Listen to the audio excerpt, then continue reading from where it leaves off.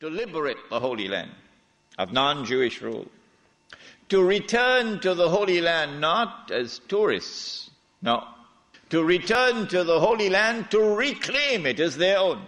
For 2,000 years the Jews had this conviction in their heart that one day this will happen.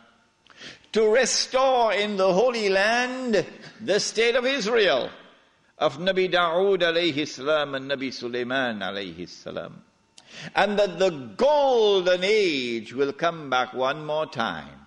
The golden age when that state of Israel, of Nabi Dawood alayhi salam and Nabi Sulaiman alayhi salam, was the ruling state in the world. That age will come back one more time. And so the state of Israel, when it is restored, will eventually become the ruling state in the world. This was the conviction of the Jews. You and I, from the Quran and from the Sunnah, from the Ahadith of the Prophet ﷺ, we would know about the magnificent deception of al-Masih al-Dajjal, who liberates the Holy Land in 1919, liberates the Holy Land of non-Jewish rule, who brings the Jews back to the Holy Land, not as tourists, but to reclaim it as their own, between 1919 and 1948, who restores a state of Israel in the Holy Land in 1948, and convinces the one-eyed Jews that this is the Israel of Nabi Dawood alayhi salam and Nabi Sulaiman alayhi salam. But of course it is not, it is an impostor. But they accept it and they embrace it. And that this Israel is about to become the ruling state in the world, replacing the United States of America. Those who differ with me, who say, well, we never read this in our books, where did he get this from? This must be false. My answer to them is just wait and see. Just wait and see. If this is to be accomplished, and the golden age of the Jews is to return one more time, and they are to rule the world, how will they do it? They will need globalization to bring all of mankind together as one global society. And they need to demolish the Ottoman Islamic Empire, which stands in their way. And they will have to demolish the institution of the Caliphate, which is the head of Islam. If you can cut off the head, then you can paralyze the body. And so the attack is now launched to cut off the head, the Khilafah. It begins as a philosophical attack, which we spoke of the first lecture here tonight. The one on alcohol. And that is that you use I'm going to use a long word now, you use an epistemology, that knowledge comes only from external observation and rational inquiry, to take mankind to materialism. But there is no reality beyond material reality. And then you apply that to political thought. And so out of philosophical materialism emerges a new political philosophy. What does it say? Since there is no reality beyond material reality, we can no longer collectively recognize sovereignty up there, so sovereignty must now be relocated down here. The people are now sovereign, no longer the God of Ibrahim alayhi salam.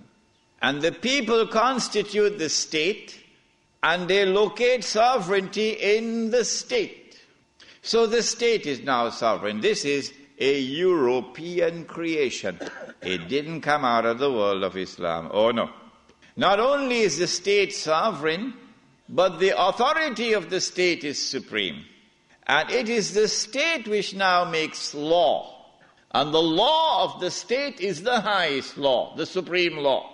But more than that, the God of Abraham alayhi salam could make something haram. But we, the state, can change that and make it halal, meaning legalize it.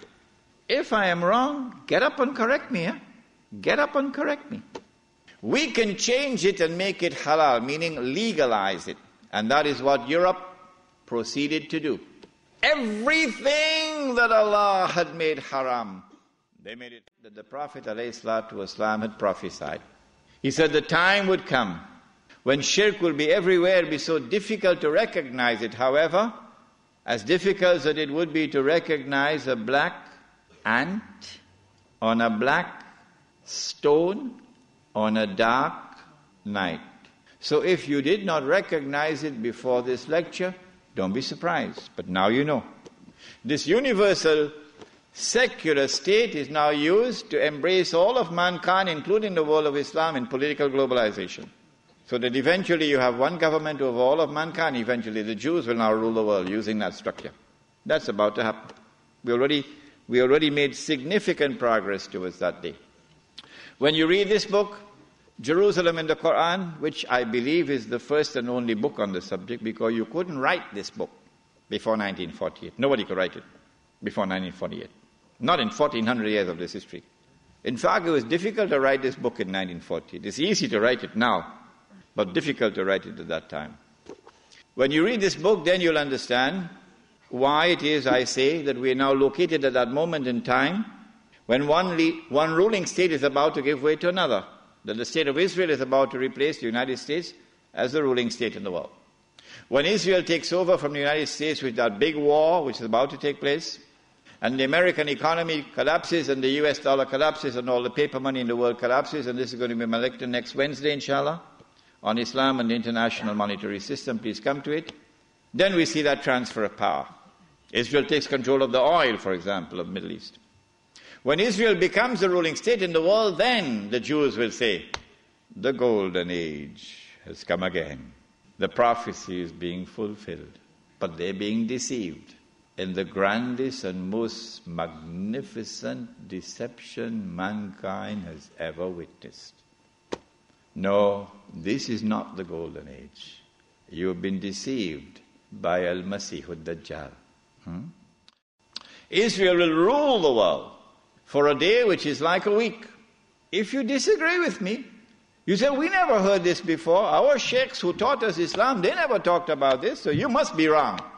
My response is wait and see. That's all. I don't have to say anything more than that. How long will a day which is like a week last? How long? How long will Israel rule the world? And what will be our predicament during that time? This is what I spoke about last night. You cannot establish Islam at the macro level, so go ahead and establish at the micro level. The jihad is already in force to liberate the Holy Land. No one can stop that jihad. No one can stop it. The jihad is already in force to liberate the territory from where the army will come, from Khorasan. No one can stop that jihad. When you see that army coming from Khorasan, the Prophet said, go and join that army, even if you have to crawl over ice. Because no one will be able to stop that army until it reaches Jerusalem. When a day which is like a week has come to an end, and we will know that because the water in the Sea of Galilee would have dried up. That is the time when these events are now going to take place. The advent of Imam al-Mahdi, Dajjal appearing in a day which is like our day, so we'll see him as a Jew, etc., and the Son of Mary coming down. There are some of you who have become a bit uncomfortable with my statement, that I said it would be perhaps within the next 50 years. And I went on to say, I can be wrong. If this statement is uncomfortable to you, I can make another statement which means exactly the same thing. Exactly the same thing. I can say that I expect the Sea of Galilee to dry up in about 50 years. I hope you'd have no objections to that. But it's the same thing. Because it is when the water in the Sea of Galilee dries up that the Son of Mary will come back down. Go and read your Sahih Muslim. It is at that time, and go and notice the water level in the Sea of Galilee now. It is lower than it has ever been before in history, and Lebanon is about to take water out of the river. What's the name of the river? Litany? Whatever is the name of the river. Lebanon is about to take water out of that river, and Israel is saying, if you do that, we're going to wage war against you. Why? Because that water runs into the Sea of Galilee. Yes. And so the hadith of the Prophet Muhammad